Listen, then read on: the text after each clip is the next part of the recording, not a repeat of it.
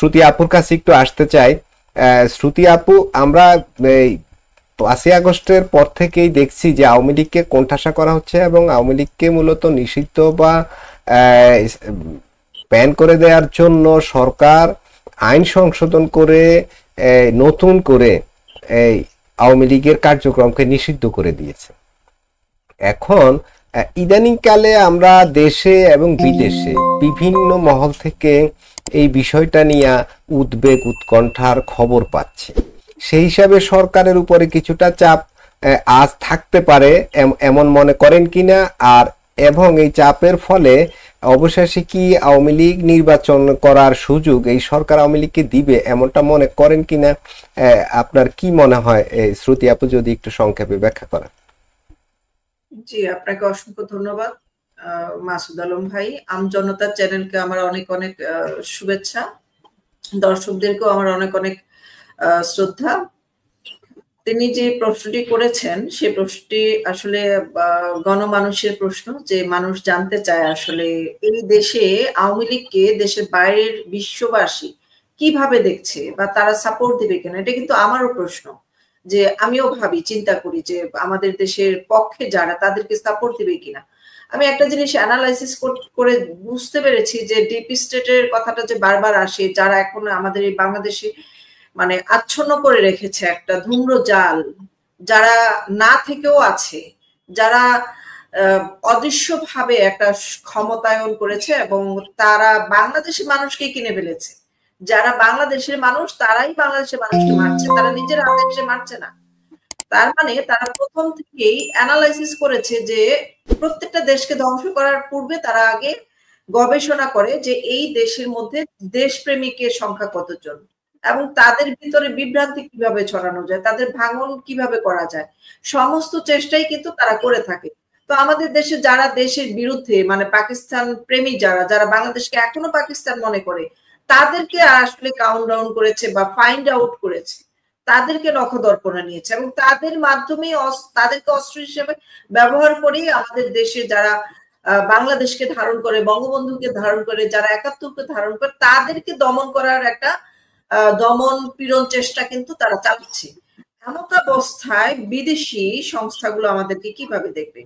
যারা আমাদের এই বাংলাদেশকে স্বাধীনতার পক্ষে স্বীকৃতি দিয়েছিলেন, আমি নিশ্চিত যে তারা এই বিষয়টাকে ভালোভাবে দেখবেন না।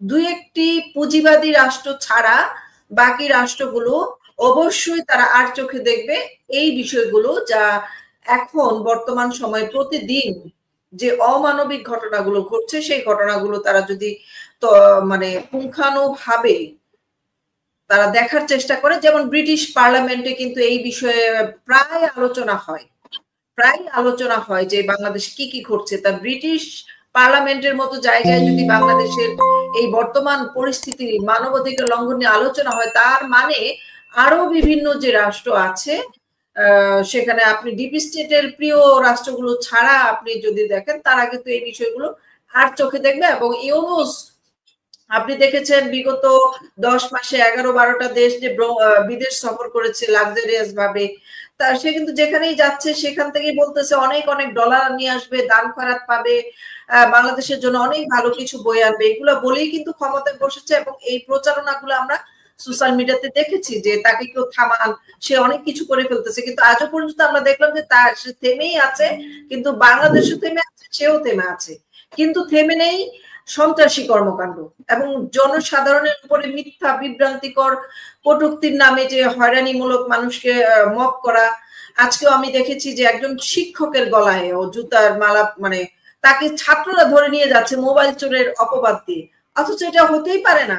একজন টিচার ছাত্রদের মোবাইল চুরি করবে, এটা সারা জীবনের অর্জনকে ধ্বংস করার জন্য একটা পরিকল্পনা। যেন শিক্ষক পেশায় কোনো সেকুলার মাইন্ডেড বা প্রগতিশীল বা যাদের আত্মমর্যাদা আছে তারা যেন এই পেশায় আর না আসে, এই জন্য এই মনুষ্যত্বটাকে ভেঙে দেওয়ার জন্য একটা কালচার তৈরি করেছে, ছাত্রদেরকে হাতেই শিক্ষকদেরকে দমন করেছে। তো এইটা হচ্ছে ভবিষ্যৎ প্রজন্মকে ধ্বংসের দ্বার প্রান্তে নিয়ে যাওয়া, এবং আর যে প্রজন্মরা আসবে তারা যেন সুন্দরভাবে দেশপ্রেমিক নাগরিক না হতে পারে, এটা বিদেশিদের একটা ষড়যন্ত্র। এখন আমি বলবো যে আমাদের এই বাংলাদেশে যে আওয়ামী লীগ সরকারের যারা নেতৃবৃন্দ আছে তাদেরও উচিত বিদেশের সাথে কূটনৈতিক সম্পর্ক আরো দৃঢ় মজবুত করা এবং এই বাংলাদেশকে যেন আরো ভবিষ্যতে এই অন্ধকারাচ্ছন্ন থেকে বের করে নিয়ে আসা যায়, এইটার জন্য বিদেশি কূটনৈতিক সহযোগিতাও যেমন দরকার, এবং ভারত আমাদের যে বন্ধু রাষ্ট্র, ভারতের সাথেও সুসম্পর্ক গড়ে আরো কূটনৈতিক আলোচনা শক্ত করে বাংলাদেশের ক্ষমতায় তাদেরকে আসলে ফিরে আসা উচিত, খুব মানে পরিচ্ছন্নভাবে ফিরে আসা উচিত। এটা না হলে বাংলাদেশকে আর টিকানো সম্ভব হবে না। আর নির্বাচনের কথা যেটা বলেছেন, ইউনূস এবং অন্যান্য যত দল আছে, আপনি এক দল এক না, তার অনেকগুলো কিন্তু ভার্সন আছে বাংলাদেশে, যারা বলে যে সর্বদলের মতে নাকি জাতীয় সরকার গঠন করে ডক্টর ইউনূস, যেখানে আওয়ামী লীগের মতো, যেখানে 57% লোকজন চায় বাংলাদেশে আওয়ামী লীগ সরকার ক্ষমতায় থাকুক, সেই দলটাকে বাইরে রেখে, মানে 57% লোকজনকে বাইরে রেখে বাকি যে ক্ষুদ্র ক্ষুদ্র দলগুলো আছে তাদেরকে নিয়ে, মানে এক দলের 10 জন কর্মী আছে আর একজন নেতা আছে, এই ধরনের বিভিন্ন দল এক করে জাতীয় সরকার গঠন করার একটা নাটক কিন্তু আমরা দেখেছি। তো সেখানে যারা যারা এই ক্ষুদ্র দল অংশগ্রহণ করেছে তারা কিন্তু প্রত্যেকে বিএনপি সাপোর্টার, জামাত সাপোর্টার, তাদেরই এক একটা অঙ্গ সংগঠন সেগুলো। তো তারা প্রত্যেকেই আওয়ামী লীগ বিদ্বেষী, এবং তাদের মধ্যে কেউ যদি সরকার গঠন করে, বা তারা তো ইউনূসকে অনেক ভালোবাসে, কারণ তারা চায়, তারা একটা দলেরই ছত্র ছায়া বিভিন্ন নামে বেনামে তারা বিভিন্ন দল করেছে, সবই তাদেরই একই নেটওয়ার্ক। তো তারা ইউনূসকে বেশি ভালোবাসবে, এটা খুব স্বাভাবিক ব্যাপার। এবং তারা কেউ যদি ক্ষমতায় আসে, আওয়ামী লীগকে এখন যেভাবে অত্যাচার করা হচ্ছে, ভবিষ্যতে 57% সাধারণ জনগণ যারা আছে বাংলাদেশের পক্ষে, তাদের উপরেও যে চরম নির্যাতন নেমে আসবে, এটা একদম 100% শিওর। এবং এই আওয়ামী লীগকে আরো শেকড় থেকে উপড়ে ফেলার চেষ্টা করা হবে।